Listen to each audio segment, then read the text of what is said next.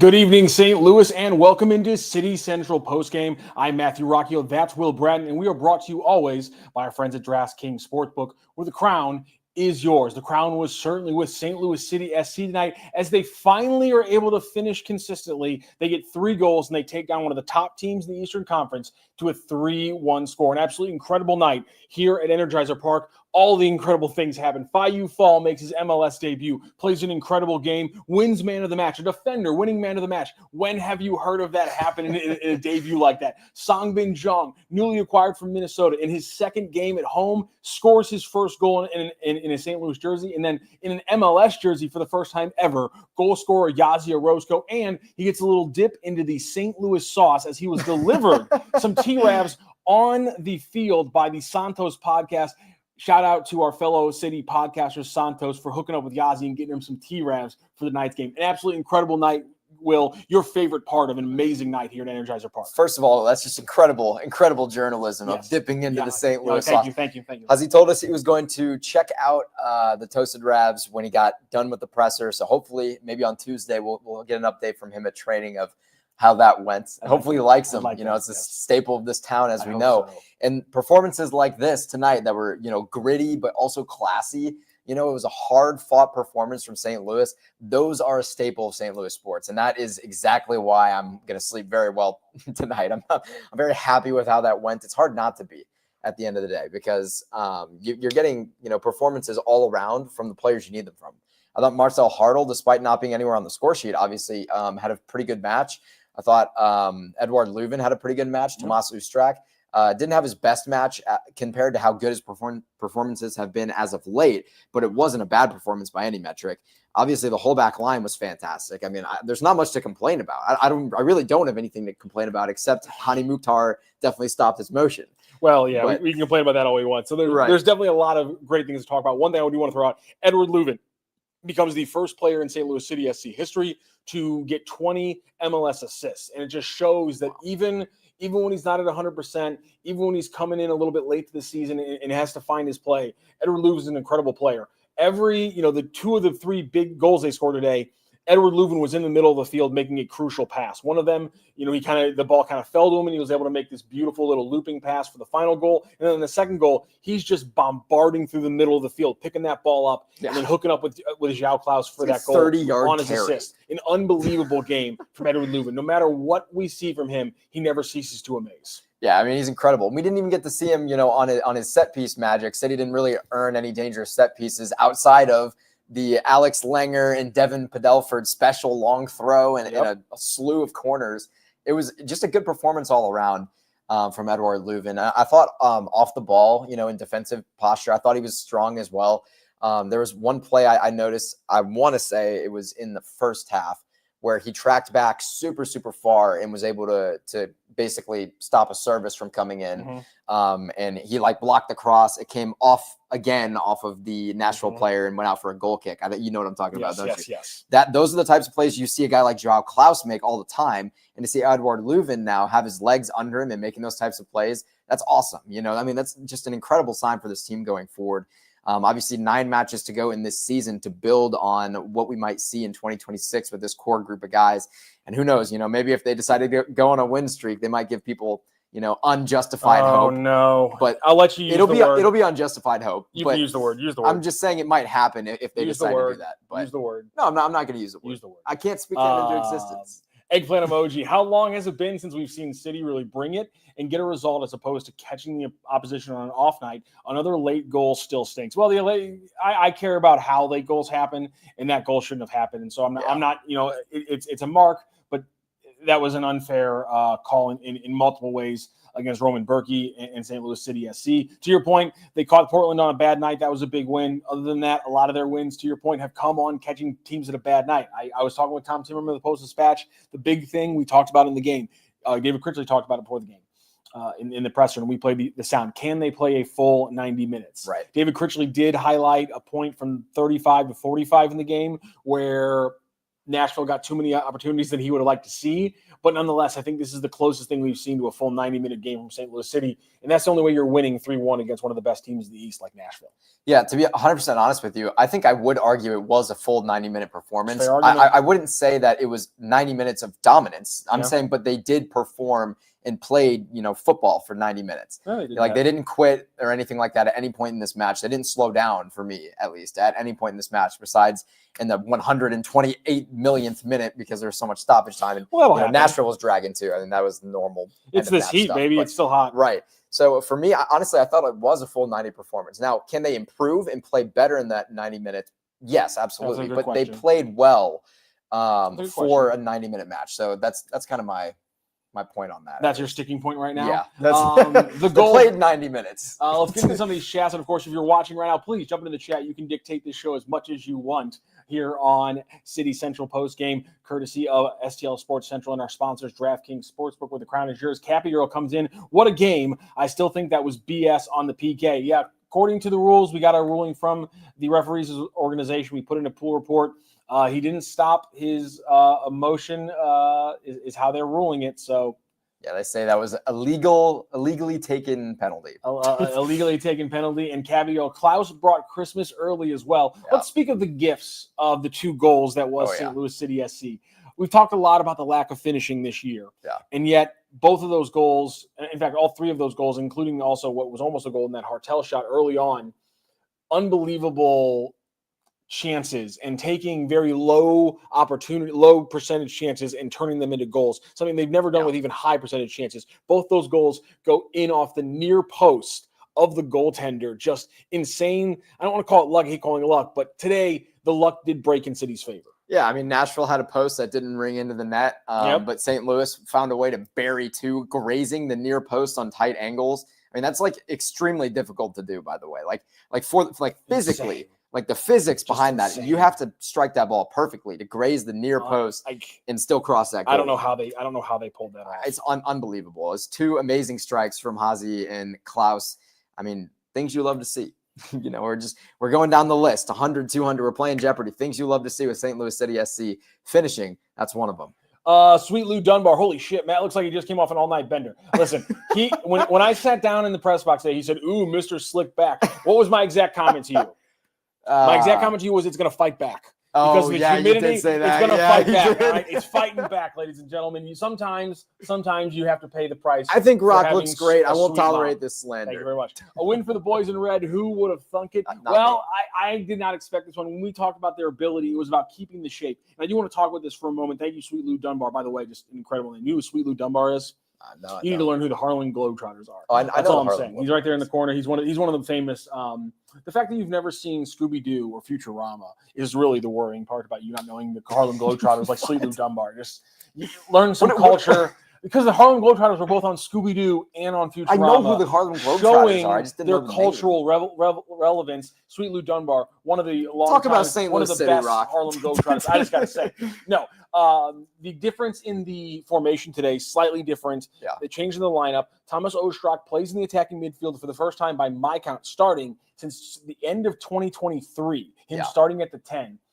He plays at the 10, but especially in the defensive, the non-possession, Ostrak was dropping back, and they had a flat 3 in the midfield. Usually this team plays a 4-2-3-1, and sometimes they get a third man in the midfield. But this time, a flat 4-3-3 was how the formation was. And even David Critchley said later in the game, they kind of dropped on in times to a back 5 when one of the midfielders, usually Morales or Leuven, would drop into the back line, creating a back 5. I really was fascinated by how they played the midfield, and it completely worked. It shut down the middle of the field from Nashville. Yeah, I think it makes a lot of sense. I mean, Nashville like to go right up the gut. We watched them, attempt to do that all match. And by having that 4-3-3, it eliminates a situation, a layer of your press, for example, or your defensive block, whatever the situation is, where you have only 2 players centralized and they can get between those lines. That's what they do. They dump numbers in the middle of the pitch. They don't really run the flanks that well. And so St. Louis put a 4-3-3, kept, an extra attacker in all of those, or an extra defender, I should say, in all of those lanes. It made it really difficult for Nashville to work through, and they were effective in that. They forced them wide, and they weren't really fantastic at getting balls in the box, so it wasn't that threatening. Sweet Lou Dunbar says, Matt's sitting next to a guy who thinks he's Tony Montana getting ready to go to Studio 54. Now, you see, Will, Tony Montana is a famous character from a movie called Scarface. And Studio 54 is a club either in LA and New York. I think it might have been New York. It might be LA, though. And clubs are this thing that adults used to go to. Wonderful. You're welcome. I appreciate my youth. No problem. What was the XG on those shots? So I can actually... The XGOT was much higher than the XG. So let's actually... The XG was not very high. If you will permit me to be a bad broadcaster and look over to the side of my screen for just a moment, I can actually grab you the XG, how all these shots break out. So the goal by Yazi Orozco to open up the scoring is the first one we're going to talk about. And God, I wish I could get this on the filler words because he's can't flipping through them trying to find the right one. There. So Yazi Orozco's goal had an 8% chance of being a goal based on the shot. The quality of the shot he puts on. So XG measures the quality of your attempt based on where your shot is, where the defenders are, where the goalie is. Sorry for putting my hand in front of you right there. I'm being a very bad broadcaster. I was trained on audio. And so, but XGOT measures how quality your actual attempt was. So did you put the ball in a place that actually makes the goalie move and things like that? Right. And so XG is attempt, XGOT is the XG is your circumstance. Yes, circumstance. And XGOT is the attempt, basically. So Hartle early on in the game, 8% chance on XG, and 85% chance on XGOT. So you talk about improving your chance 8 to 85%. Yeah. Orozco takes his from 8% to 14%. I think if you look back at that one, it's going to end up being like a 2% chance that got up to 14% chance. And then you also go to João Klaus's 15% chance that he turned into a 31% chance. Yeah. And then you have SangBin Zhang's, which is later on That's in the game. That's going to be higher, actually. So I got to click through it. So SangBin Zhang, it was a little bit higher, but it wasn't that it's much like an higher. Open net almost because SangBin Zhang had a 39% XG and is 98% on XGOT. So in every single one of these shots, and there's one from Besher who's never been improving his circumstances in his attempts this year. He actually had a shot with an improved XGOT. So all this season, we've been talking about how they're getting the XG, but they're not putting the shots on target. And when they are putting them on target, they're putting them right at the goalie. They're not putting them in dangerous spots that are hard for the goaltender to save. Tonight, they put the ball in, frankly, impossible places for the goalie to save the ball. And somehow he still saved one. Yeah, he still saved one. They got a little lucky on a couple of them with the posts being so supple in your favor. But this is what we've been talking about all season with finishing. Finishing is inconsistent. It might happen one game on some hard shots. It doesn't happen another game on some easy shots. It's inconsistent game by game. It's inconsistent season by season. And it's inconsistent player by player, no matter what their skill level is, actually finishing the ball. That's why we dealt with a City getting beat by multiple goals this year by guys who never score. Finishing is inconsistent. And you saw that finally, after almost 30 matches, it finally broke in City's favor tonight. Yeah. And you know what? Just having, 5 wins in the win column, it feels a lot better than 4, even though it's only 1 win better. It just feels so much better. Now St. Louis are sitting still 14th in the West, but Sporting Kansas City lost their match. So I think they're sitting just a match behind Sporting Kansas City. And somehow, this is a stat that was given to me, and I'm only sharing it with you to upset Rock. But somehow St. Louis City are single-digit points away from a playoff spot. I'm going to flick you in the ear. I'm going to flick you right in the ear. I'm going to flick you right in the ear. Daphne girl, Matthew, better see you at City 2 game tomorrow night. No excuses. Will is going to be there. I will be there. I am going to try to be there. But when I spend 5 or 6 hours at Energizer Park on Saturday night, sometimes I have trouble getting back to Energizer Park on Sunday. But I'm going to try to, mainly because if you guys haven't watched it, please go on YouTube and check out our interview that we did just yesterday with City 2 head coach and City technical director John Hackworth. We talked about Mykhi Joyner, who you saw tonight. We talked about Brendan Sorley, Mykhi Perez, Tyson Pierce, all these young players who you saw either tonight or you will see in the future.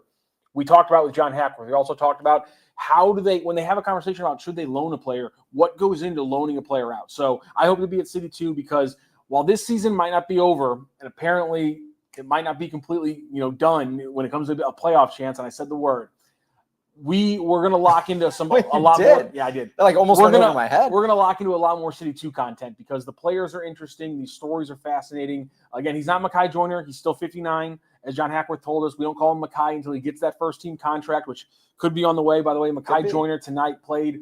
I don't know if it's going to be over 30 minutes, but it's going to be close to, if not his most minutes played this game. He played 31 against Seattle a few weeks ago, about a month ago.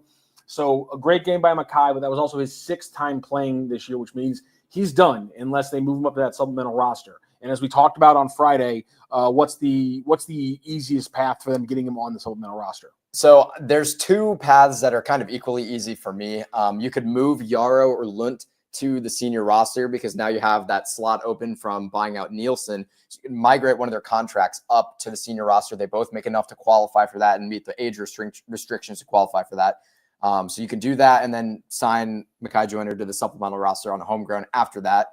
The problem is once you move him up, you can't move him down. So you have to completely trash that contract and renegotiate, or you have to let that player walk in free agency in the winter. And the other option that's why it works, though, with Lund and Yaro is that both of them are expiring contracts. One of them you would expect to walk. Right. One of them is actually an extension candidate. So honestly, it doesn't make a bad sense to put him in that spot in the first place. Yeah, that's honestly a fair point. I'll let you figure out who's who. Yeah, yeah. I don't think it's really that hard to figure that one out. But the other option is they could also send an end of season, season-long loan for Caden Glover and send him down to City 2. Glover. I said I would say it. I would say it properly. Weird, but continue. Yeah, Caden Glover sent down to City 2 for the remainder of the year. Of course, hasn't even made a bench for this team this year. Yeah. So send him down. Then you now have a free supplemental slot that you can give to Mykhi Joyner, and it doesn't screw anything up for 2026. And really quickly, tap in again to that John Hackworth interview that we did on Boots on the Ground a couple days ago. It's right there. It's right there on YouTube because the answer he had on what they consider when they put a player on loan. Listen to that. Listen to him also talk about Caden Glover. I know that they want to get one of the big things about getting Mykhi on the loan last year, even though he didn't play a lot. One of the big things was it got him out of the St. Louis bubble. Yeah. Which makes you mature. I mean, if you all went to college away from St. Louis after growing up here, you mature in a lot of ways. And so that's one factor why loaning Glover potentially makes sense. But Hacker also talks about in a separate answer about Caden, about how they just played him at center attack midi, and that's a different look for him, and they really liked how he played. So having control over a guy versus giving him that experience, it's going to be interesting to see how they balance that. Sweet Lou Dunbar says the season is over, gentlemen. Well, Sweet Lou, if you feel so confident about those kind of things, do me a favor. Head over to our good friends at DraftKings Sportsbook, where the crown is yours. Because if you're feeling that confident, every day you can jump on to their Pick 6 app and feel that confident putting down a little wager on their Pick 6 app, because nothing beats relaxing on a hot summer day and watching some baseball, or heck, a nice cooler Saturday night and watching some soccer. And the simplest way to get in on the action is to download the Pick 6 app from DraftKings. It's crazy simple. Just pick more or less on stats, for 2 or more of your favorite players, and boom, you're in the mix for big cash prizes. You can just start with 2, then you can build it up all the way to 6. That's why they call it Pick 6. Pick 6 is available right here in Missouri. No need to drive over that bridge, so do not miss out on the fun. Do not settle for smaller payouts. Switch to Pick 6, and right now, new customers get a $25 in bonus picks with their first deposit of $5. That's right. You play once for $5, you're getting $25, 5 more bonus plays when you play on Pick 6, thanks to our friends at DraftKings. And that promo code on your screen right now, STL Sports. Download the DraftKings Pick 6 app now and use promo code STL Sports. That's code STL Sports right there on your screen. For new customers, you get $25 in bonus picks with their first deposit of $5. Better payouts, bigger wins, only with DraftKings Pick 6. The crown is yours. Gambling problem? Call 1-800-GAMBLER. Help is available for problem gambling. Call 888-789-7777 or visit ccpg.org in Connecticut. Must be 18 and over. Age and eligibility restrictions vary by jurisdiction. Pick 6 not available everywhere, including New York and Ontario. Void where prohibited. 1 per new customer. Bonus awarded as non-withdrawable Pick 6 credits that expire in 14 days. Limited time offer. See terms at pick6.draftkings.com/promos. And we're back here on the City Central postgame presented by STL Sports. I don't like that Central. look in your eye. I'm Matthew Rocchio. That's Will Bratton. We're going to be finishing up the show here in just a few minutes. We got to get to more of your chats. If you're getting into the chats here on these postgames on STL Sports Central, we're going to be putting them out there. We're going to be having the conversation. Make sure you like, share, and subscribe. It's right there. I love it when it's right next to the screen. I can do this little point thing. It's right there. Like, share, subscribe, hit the bell button so you know whenever we're going live. Happy Girl says, don't give me your excuses. I'm going to pass you up the wrong on this decision-making process. I'll just give it that way, all right? I'm not saying that I have to go through a decision-making process, but I'll pass you up the rung on my decision-making process because I need some help sometimes. Sweet Lou Dunbar, how about Steve Ralston as the next coach of this squad? Listen, if you've played Football Manager at all, you know that he's destined to become the St. Louis City manager like 9 times over because that game puts him in that spot all day long. I love the idea. I understand the connection. He has the experience in a lot of ways now. Is that enough of a big swing if you're going to move on from a guy like Critchley who knows your system and is baked into your system so well? Is Ralston the big enough swing to move on from a guy who is City through and through? Right. I'm not sure if that's a big enough swing. I love the name. I think in a lot of other situations, Steve Ralston makes sense. If he's walking here as the head coach, to start the campaign and back in 2023, it would have been maybe a little early for him. But if he's walking in to start a season right out of the gate, I understand it. But I don't know if right now would be the right move. Yeah, no, I don't disagree. I think, Critchley is making a big time case for himself. I mean, he's doing so well. And look, it's not just what we see, in the press conferences. When you're there at training, you can see it. I mean, he resonates with the guys. They're feeding off his energy. And I've noticed the intensity in training progressively getting higher. It's not just something they're saying in these press conferences to put on a good face for the media and give the fans something to smile about. I mean, this is genuinely what's happening. The intensity is improving and this team's improving, and finally they get a result to show for it. So whatever kind of sauce Critchley is feeding these guys, it's some sort of marinara for sure because we're in St. Louis. But whatever it is, it's working right now. And if it continues to work, in my opinion, you kind of have to give him the job. We'll close out on this one right here. Eggplant emoji. I know it's kind of yesterday's news after tonight's epic result, but how disappointing was the tenure of Joachim Nielsen? Listen, it is yesterday's news because Fallou Fall is just here dominated. And he is incredible. He's putting Hani Mukhtar, an MVP candidate, into his pocket multiple times. A defender winning man of the match in a game where SangBin Zhang, one of the newest additions, scored. Zhao Klaus scored, and Yazi Orozco scored. So, I mean, just the fact that a defender that didn't score is the one that got man of the match. And that's fan voted. That's why this is so significant. That's why this is the fans even tells you what people saw there out in the stadium. That tells you what people saw back at home about Fallou Fall. That is a dynamic player. A lot of people said $4 million. This team, $4 million on a center back. That's not how you get better. You were wrong. This is how you get better. Fallou is an incredible player. Timo Baumgartel is a very solid third center back now that Henry Kessler is coming back. He should be back next week facing off against Chicago. This team is getting healthy. The defense is getting healthy. I'm bummed about Joachim Nielsen, but it's time to move on. And City right now is moving on with a win tonight over Nashville, 3-1 huge win. Your favorite part about tonight, a lot of things to pick from. Fallou Fall's debut and man of the match, Orozco's ridiculous goal, Klaus, Leuven, SangBin. Your favorite part of tonight's match? To be 100% okay, I'll say the most exciting part and then my favorite, my personal favorite. Most exciting it didn't result in a goal. It was Marcel Hartl's shot in that whole sequence. Nice. That a goal line clearance. Nashville, to their credit, played fantastic last ditch effort defense in that moment. So that's fun football. I love watching that. It was a great attacking sequence off the set piece. Marcel Hartl with an absolute ringer of a shot, and Joe Willis with like an impossible Roman Berkey save. I mean, I don't even know. That was crazy. That was an awesome sequence, and that's fun football if you're a St. Louis fan, if you're a Nashville fan, or if you're just an MLS fan. So that was the most exciting part of the match. My favorite part in terms of what I liked from this team was Fallou Fall just like on the ground, spinning in circles, like destroying Hani Mukhtar. He opened the game with a back heel progressive pass.